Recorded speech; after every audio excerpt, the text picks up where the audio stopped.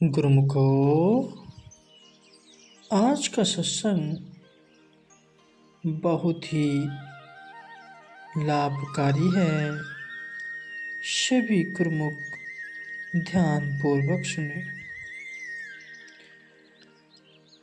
जो लोग यह समझते हैं कि हमने पुस्तक पढ़ के, ग्रंथ शास्त्र पढ़ के ज्ञान की प्राप्ति कर ली है और हमारा इसे पढ़कर ही कल्याण हो जाएगा, तो ये उनका विचार गलत है। गुरुमुखो, यह विचार करने योग्य है कि एक साधारण रसायन, एक साधारण वस्तु बनाने के लिए भी अगर अभ्यास की आवश्यकता है, तो रूहानियत का ज्ञान पुस्तक पढ़कर या मन के कहने अनुसार कैसे सीखा जा सकता है। आज तक जिन्होंने भी यह दात प्राप्त की है, सच्चे संतों की शरण में जाकर उनकी आज्ञा अनुसार चलकर एवं उनकी सेवा करके प्राप्त की है।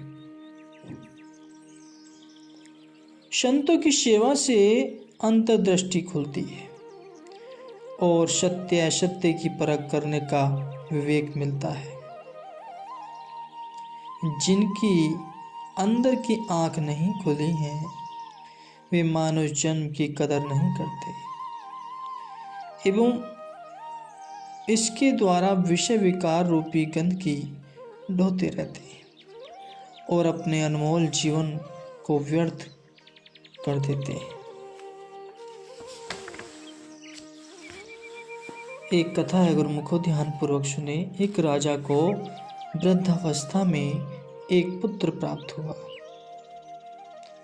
इस खुशी के उपलक्ष्य में उसने सबको उपहार दिए, यहाँ तक कि महल के भंगी को भी एक सोने का थाल दिया, जिसके चारों ओर सुच्चे लाल जड़े हुए थे। भंगी उस थाल को पाकर बहुत प्रसन्न हुआ। सोचने लगा कि आज टोकरे तो हर रोज टूटते ही रहते थे, राजा साहिब ने यह मजबूत चीज देकर बहुत उपकार किया है। वह रोज की भांति उसमें गंदगी ढोने लगा।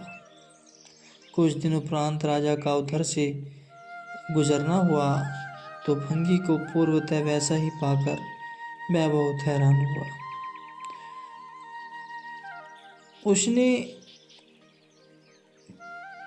उसके पूछने पर पता चला कि थाल मजबूत होने के कारण उसका गंध ढोने का कार्य सरल हो गया था। यह सुनकर राजा को बेहद अफसोस हुआ। वह समझ गया कि इस भंगी को गंदगी उठाने के लिए केवल एक टोकरी की ही आवश्यकता है। राजा ने उसे लोहे की एक टोकरी दिलवाकर थाल वापस खजाने में जमा कर दिया। जिस प्रकार भंगी को कीमती वस्तु मिली भी, लेकिन परखी न होने के कारण वह उससे कोई लाभ नहीं उठा पाया, उसी प्रकार मनुष्य शरीर, जिसके द्वारा प्रभु परमात्मा की प्राप्ति हो सकती है, अज्ञानी जीव उससे विषय विकारों रूपी गंदगी ढोकर लाभ से वंचित है। सत्पुरुष अपनी वाणी में कथन करते हैं कि भई परापति मानुक देहुरिया, गोविंद मिलने की यही तेरी बरिया, अवरी काज तेरे कीत न काम, मिलू साध संगति भजू केवल नाम। कहते हैं कि मुझे जो यह मनुष्य देह प्राप्त हुई है, यह उस परम पिता परमात्मा से मिलने का सुंदर अवसर मिला है। दुनिया के अन्य सब काम व्यर्थ हैं। सत्पुरुषों की संगति में आकर केवल सच्चे नाम का सुमरन आराधन करना ही जीव का वास्तविक काम है। मनुष्य जन्म बहुत मुश्किल से बहुत ही पुण्य कर्मों के फल स्वरूप प्राप्त हुआ है। जो प्रभु के नाम का सुमरन नहीं करते वे आत्मघात करते हैं। जो जगत में आकर जगत पिता को भूल जाते हैं उनके लिए तो मृत्यु को ही प्राप्त हो जाना अच्छा है, क्योंकि नाम से हीन मनुष्य का जीवन किस काम का। ऐसा दुर्लभ अवसर यूं ही गंवाकर वे पुनः 84 के बंधन में पड़ जाते हैं। लख 84 हो भरमत ही दुर्लभ जन्म पायो, नानक नाम समाले तू सो दिनु नेड़ा आवे। अर्थात 84 लाख योनियों में भ्रमने के पश्चात यह दुर्लभ मानव जन्म मिला है। इस दुर्लभ अवसर को प्राप्त करके तू नाम का सुमिरन कर, क्योंकि जाने का दिन निकट ही आ रहा है। भाव यह है कि जीवन क्षण भंगुर है और बहुत थोड़े समय के लिए प्राप्त हुआ है। इसलिए समय रहते ही नाम की कमाई करके आत्मा को परमात्मा से एकाकार करने में ही जीवात्मा की भलाई है। यही मानव जन्म का असली कर्तव्य है। गुरुमुख,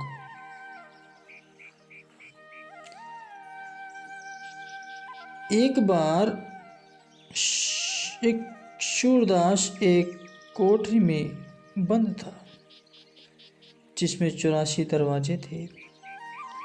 उनमें से एक ही दरवाजा खुला था, बाकी सब बंद थे। वह सूरदास कोठरी से बाहर निकलने के लिए सभी दरवाजों पर हाथ रखता हुआ जैसे ही खुले हुए दरवाजे के समीप पहुंचा तो अचानक उसके सिर में खुजली हुई। खुजलाता खुजलाता वह उस दरवाजे को पार कर गया। दुर्भाग्यवश वह पुनः उसी 84 के चक्र में फंस गया। यह एक उदाहरण है। ऐसे ही इस जीव को मुक्ति प्राप्त करने के लिए एक द्वार मिला है, वह केवल यह दुर्लभ मानव तन है। संत गोस्वामी श्री तुलसीदास जी अपनी वाणी में वर्णन करते हैं कि बड़े भाग मानुष तन पावा, सुर दुर्लभ सब ग्रंथ ही गावा, साधन धाम मोक्ष कर द्वारा, पाई न जेही परलोक सवारा। और रामचरितमानस में कहा है कि सो परस्त्र दुख पावही सिर, धुनि धुनि पछताई, काल ही कर्म ही ईश्वर ही, मिथ्या दोष लगाई। कहते हैं कि बड़े उत्तम भाग्य से यह जो मानव तन मिला है,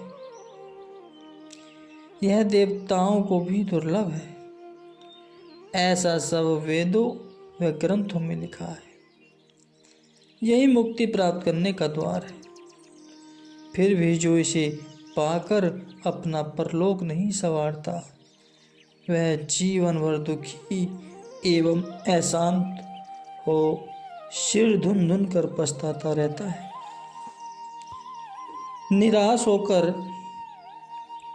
वह कभी नहीं कहता कि मुझे समय ही नहीं मिला, मेरे कर्म ही ऐसे थे, या फिर ईश्वर की यही इच्छा थी। फरमाते हैं कि ये सब उसके झूठे बहाने हैं। ईश्वर ने जीव को सामर्थ्य प्रदान की है कि वह यदि अपना जन्म संवारना चाहे तो संवार सकता है। ऐसा दुर्लभ अवसर बार बार हाथ आने का नहीं है। संत श्री पलटू साहिब जी फरमाते हैं कि बेशकीमती नर तन को पाकर मूर्ख प्राणी नाम नहीं जपता। इस नाम के अतिरिक्त अर्थात पुत्र, स्त्री, धन, मकान इत्यादि कुछ भी तेरे साथ नहीं जाएगा।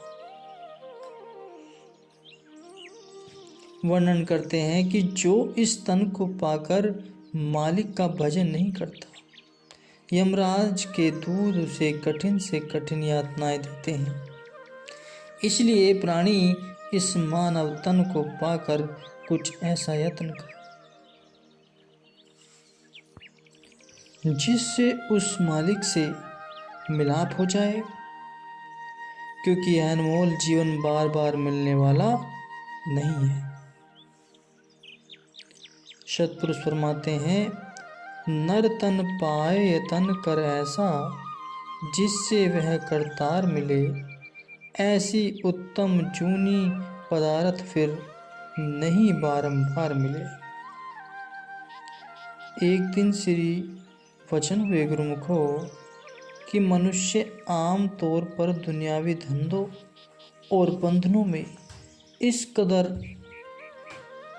मग्न है कि वह यह भूल ही जाता है कि इसने मेरा संबंध अस्थायी व थोड़े समय के लिए है, इससे मेरा संबंध कुछ ही समय के लिए है। संसार में आकर जीव अपने आने के उद्देश्य को भूल बैठा है। संसार में रहते हुए सब कार्य व्यवहार करते हुए जीव को साथ साथ अपनी आत्मा का कल्याण भी करना चाहिए।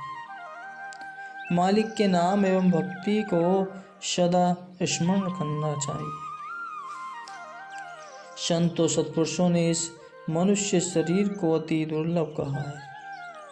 अगर इस तन को पाकर मालिक की भक्ति नहीं की तो भला ऐसा सुंदर अवसर जीव को फिर कब प्राप्त होगा। अगर इस जन्म में मन की सफाई करके सत्य की प्राप्ति एवं सच्ची शांति प्राप्त नहीं की तो समझो कि यह जन्म यूं ही बर्बाद कर लिया।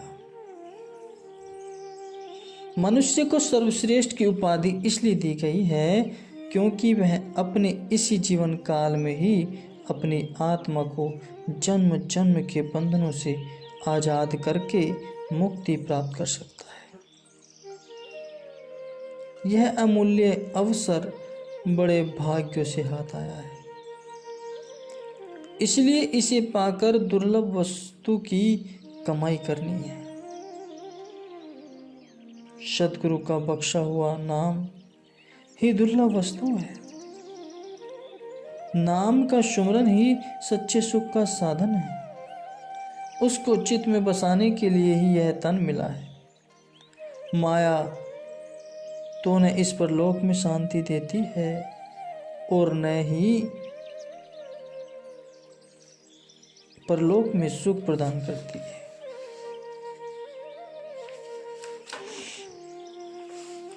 जो अपनी सुरती को काया माया या कुटुंब परिवार में फंसाता है वह अपने आप को कैद में डाल लेता है। जैसे कैद में रहने वाले को सुख नहीं मिलता वैसे ही झूठा मुंह रखने वाले को भी सच्चे सुख की प्राप्ति नहीं होती। इसलिए संत सद्गुरु जीव को बार बार सचेत करते हैं कि बड़े भाग्यों से प्राप्त हुए सुनहरी अवसर में नाम जप करके मालिक की भक्ति करके जीवन सफल बनाओ।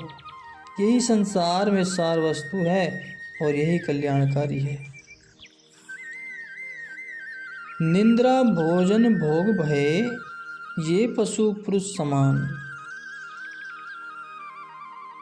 नरन ज्ञान निज अधिकता ज्ञान बिना पशु जान।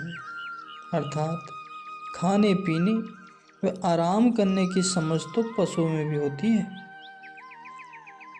जिसने मनुष्य जन्म को केवल इन चीज़ों को प्राप्त करने में ही खर्च कर दिया उसने संसार में आकर पशु तुल्य जीवन ही व्यतीत किया। उसकी सुरती बलवान बनने की अपेक्षा निर्बल होती चली जाती है। इसलिए प्रत्येक गुरुमुख को नाम को स्मरण रखना चाहिए। अगर कोई जीव अमर या अखंड सुख को पाना चाहता है तो सद्गुरु के शब्द की कमाई करे और झूठे मायावी मोह की जगह सद्गुरु चरणों का प्रेम पैदा करे तो मनुष्य जन्म सकारात्मक होगा और सद्गुरु के वचनों पर चलने से जीवन का कल्याण होगा।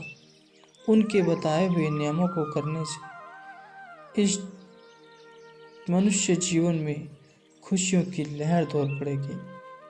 तो गुरुमुखो, समय रहते हुए अपने संत महापुरुषों के कहने के अनुसार कार्य करें। जिस मार्ग को वे दर्शाते हैं उस मार्ग पर चलें। बताए हुए नियमों के अनुसार पालन करके अपने जीवन को सकारात्मक करें और इस मनुष्य जन्म की श्रेष्ठता को बरकरार रखते हुए सच्चे कर्म करें। सच्चे कर्म करोगे तो इस मनुष्य जन्म का लक्ष्य प्राप्त होगा। जिस लिए यह मनुष्य जन्म मिला है उसका फल अवश्य मिलेगा और समस्त यातनाओं से छुटकारा मिल जाएगा गुरुमुखो। इसलिए संत महापुरुष इस बात पर जोर देते हैं कि इस मनुष्य जन्म में जिसने भी जन्म लिया है वह इस जन्म को सफल बना ले, क्योंकि यह जन्म बार बार नहीं मिलने वाला है। तो गुरुमुखो, अपने मन को समझाते हुए संत वचनों के अनुसार चलते हुए सतगुरु के वचनों का पालन करें, तभी यह जीवन सफल हो पाएगा गुरुमुखो।